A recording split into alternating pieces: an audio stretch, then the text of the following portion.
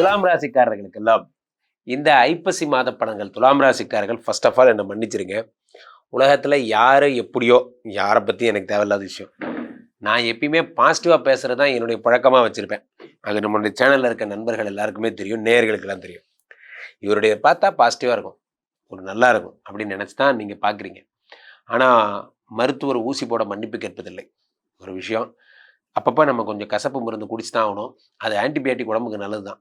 இந்த மாதிரி துலாம் ராசிக்காரர்களுக்கு கொஞ்சம் சோதனை காலம். இப்போது என்ன சோதனை காலம்?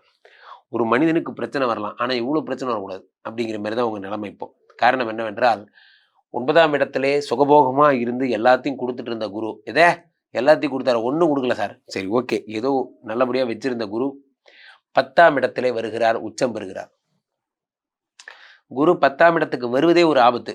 10லே குரு வந்தால் பதவி பறிபோகும். எப்படியே 10லே குரு வந்தால் பதவி பறிபோகும். பதவி பறிபோகும். இந்த 10ஆம் இடத்து குரு பகவான் என்ன பண்ணுறாருன்னா, பதவியை பறித்து விடுகிறார். இவர் சாதாரண குருவாக இருந்தால் பரவாயில்ல, இவர் வீரபாண்டிய குரு. அப்போ என்ன ஆகுது, இந்த 10ஆம் இடத்து குரு பகவான் கண்டிப்பாக உங்கள் பதவியை பிடுங்கிடுவார். நீங்கள் என்ன பணியில் இருந்தாலும் சரி, அந்த வேலை உங்களை விட்டு போயிடும். நான் சங்கங்களில் இருக்கேன் சார், நான் இதில் இருக்கேன், நான் செயலாளராக இருக்கேன், நீங்கள் எதாக இருந்தாலும் சரி, அந்த இடத்துல உங்களுக்கு என்ன ஆகுதுன்னா, அந்த பதவி இன்னொருத்தருக்கு போய்டும், உங்களுக்கு கிடைக்க வேண்டியது தட்டி கழிக்கப்படும் போன்ற விஷயங்கள் ஏற்படும்.